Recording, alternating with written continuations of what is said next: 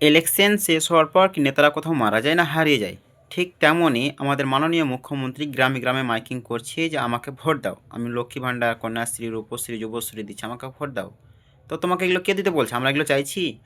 মানুষ, যারা শিক্ষিত মানুষ রয়েছে, এডুকেটেড মানুষ রয়েছে, যারা চাকরিজীবীর অধিকার, যারা তার চাকরি চাইছে, তাদের হক চাইছে, তুমি সেগুলো দিচ্ছ না মানুষকে। তুমি লক্ষ্মীর ভাণ্ডার ১,০০০ করে দিয়ে মানুষকে ভুলিয়ে রাখছো।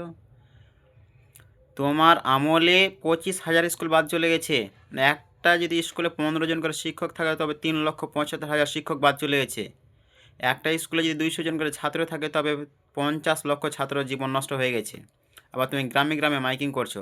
তুমি প্রতি গ্রামে মাইকিং করছো। তোমার একটা ব্লকে যদি তোমার ৫ জন কর্মী থাকে তবে তোমার ১৭১০ জন, সর্বনিম্ন যদি ৫০০ টাকা করে বেতন থাকে তবুও আসবে ৮,৫৫,০০০। তুমি যদি ১ মাস করো ৩ কোটি, ২ মাস করো তো ৬ কোটি টাকা।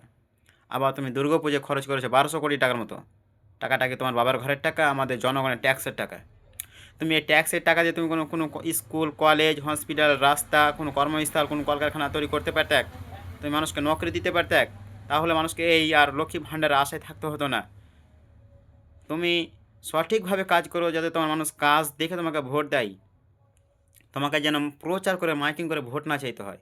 তুমি যদি সঠিকভাবে তোমার কাজ করে থাকো তাহলে তোমাকে মাইকিং করতে হবে না। তোমাকে জনগণই চয়েস করবে যে হ্যাঁ, আমাদের মাননীয় মুখ্যমন্ত্রী তাকেই চাই।